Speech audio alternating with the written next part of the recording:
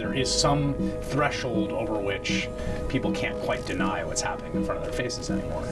But it is a profound, almost existential threat to a democracy, I think. This breakdown in trust and the breakdown in the way that we collectively form our knowledge about the world.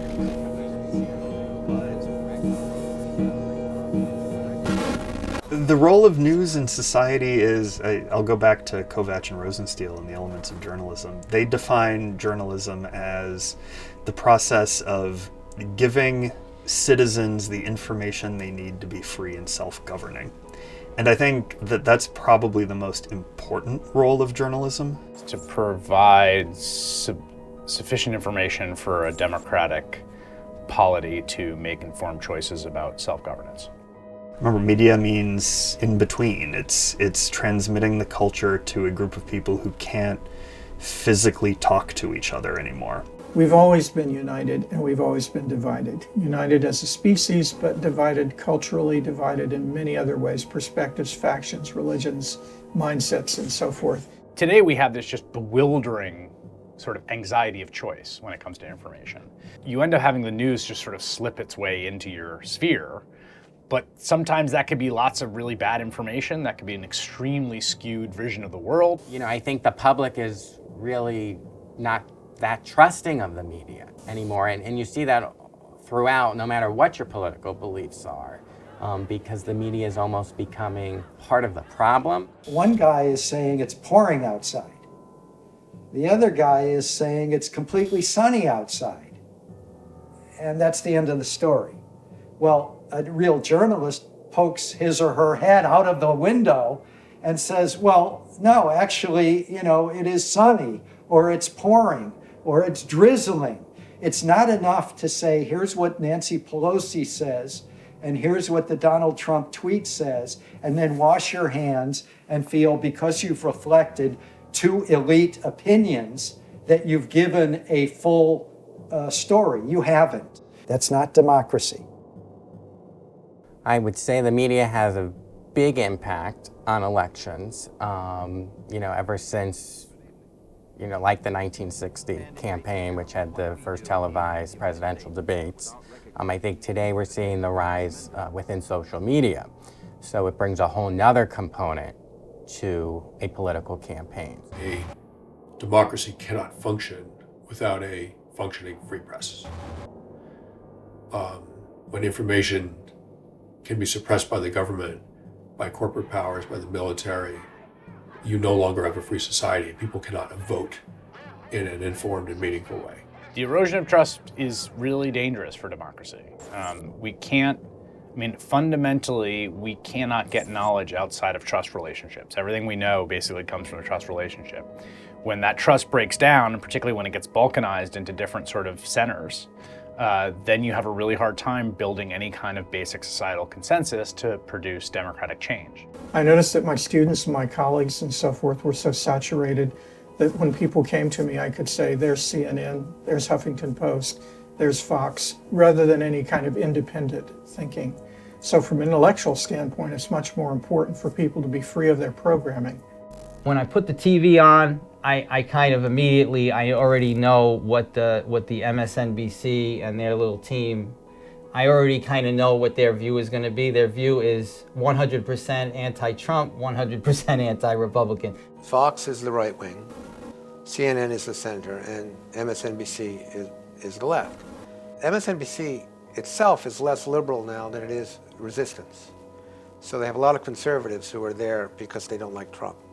I do not trust CNN and MSNBC because they are so soft on the corporate centrists.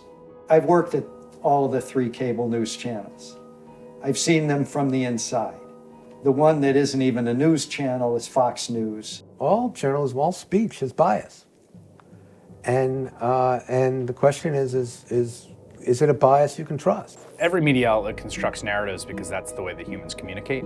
It's just almost impossible to get away from that. I mean, storytelling is so intrinsic to human communication. The earliest forms of human writing are essentially ledgers of accounts and then stories. So you can lay out the facts, but even if you tried to lay out the facts in a non-narrative way, you would inevitably bend towards some sort of narrative. So narrative construction is inevitable, and I think also useful, because narratives are the way that we tend to come and understand the world. The problem is that when you kind of subvert the complexity and the facts to the dominant story you're telling, and that's a real danger, and it happens all the time when relevant facts are left out because they don't kind of fit the narrative thrust of a story you're trying to tell. But those two things, like just presenting the facts and telling a story, are in a sort of constant, dynamic, unresolvable tension. It's very hard to change anyone's mind about anything. If you give them facts that contradict the narrative they have in their heads, they either ignore the facts or they find a way to fit them in. Can anyone be objective? No. Objectivity is impossible because people are unaware of their biases. And the pose of objectivity is itself a bias. I'm not interested in objectivity, I'm interested in truth. So I think people should try as hard as they can to get to the truth, even if the truth grows out of a bias, what other people would call a bias. So I think we're losing objectivity as a goal in journalism, and I'm fine with that. Humans tend to think more like lawyers rather than scientists, right? So a lawyer has the position they need because of the client they're representing, and then they fill in the facts to justify it, to make an argument. That's what we tend to do as humans. We don't tend to think like scientists, which is a sort of radical skepticism about what the outcome is and then wait until all the data comes in. And that means that we're just sort of designed to have this sort of, confirmation bias, these sort of tribal instincts towards finding information that we like and disregarding information we don't like. And one of the important parts of a good education, of good news consumption, of being part of a civic democracy, is developing the habits of thought and mental rigor that push against those natural inclinations we have. Both narratives about are the media too liberal, are they too, it's pointless. The media, you need to do a structural analysis. The media are too corporate, that's the problem. The mainstream media is in a sort of a complicity with the corporate political system of the two major parties. The Republicans and Democrats are almost bankrupt after an election. They have to pour millions of dollars into advertising. Who inherits all of that money? The media. So the media actually ends up quite rich and the parties end up relatively poor, and that's why they have to go immediately out and do more fundraisers. No one seems to understand this, but everything is totally different than it looks like on the surface. And because the media benefit from that, they're not very likely to help us be educated about that. The dirty little secret of newspapers, even to this day, is that if you want to cut enough, you can make a pretty good profit. But at that point, you're not serving the information needs of the community. But they've attained some measure of profitability while maintaining a good journalistic product, because regional papers are a really difficult problem.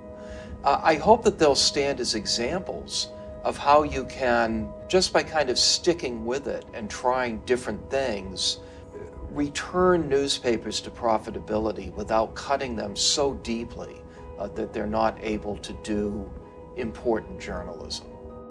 People don't think critically. People think comfortably. So they want news that's comfort food rather than news that's hard to digest. That's the idea behind the newspaper. Newspaper is an informational meal kit. They select what stories should be in there and what stories should be left out. It's all arranged, and what you got to do is just sit down and read the newspaper, because some editor somewhere decides this story isn't important and this one is, and you have no way of getting the story that gets left on the cutting room floor. In some ways, the press is better than it ever was today, and in a lot of ways it's worse, but the people in it haven't really changed. Media literacy should be taught from, first grade. And it would be, you'd begin with, what is this TV commercial trying to get you to believe? And so, you need to teach this in public schools all the way through, from the beginning. Media literacy, I think, is important for students, and starting to question and debate. And I think this allows them to formulate their own opinions. As teachers, we're not trying to indoctrinate them into a certain way of thinking. What we're trying to show them is, here's what's happening. Let's see, what are the pros, what are the cons, what are the consequences of doing this, what are the consequences of not doing it, and so on. And at least we get kids thinking, and then you're free to come up with your own opinion. In the absence of a technology, you find out what that technology does to the environment. So for example, if you have a blackout in New York, the absence of electricity teaches you a whole lot about what we're dependent on. So by virtue of that, a media fast helps us realize all the things that media is doing, both pro and con and neutral, for us. There are news records that you can hold up about news organizations to see whether they're reliable or not. You should sort of evaluate that in those terms. At NewsGuard, we don't use the term fake news because it's been abused by so many different people to categorize anything they don't agree with. We use misinformation and disinformation. Misinformation is stuff that's just wrong, and disinformation is propaganda, stuff you're really on purpose making wrong.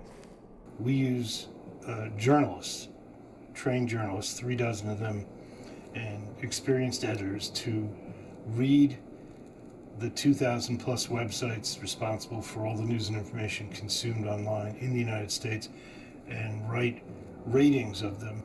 And with the rating, the red and green for each of the criteria, we publish a nutrition label which explains exactly why we did what we did, what our reasoning is, and everything is totally transparent. I would say that getting the truth is hard work.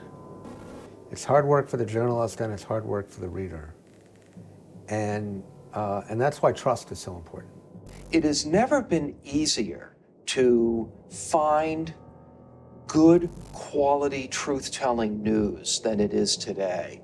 We are awash in it. And the tragedy of modern society, the tragedy of an overly mediated, overly saturated media society, is that consumption becomes so easy that people begin to slip into mind control mode. I think you have to remember that there are different sources that are coming from different places, and the idea that you know the source of your news, that you trust particular people because you know their methods, you know who those people are and where they have come from. I think as long as you have that background information, you're going to be able to trust at least in some of the news and figure out where you can get news that is meaningful to you and helps you live your life and helps us live a life in a republic. The quality is right in front of you. Take advantage of it.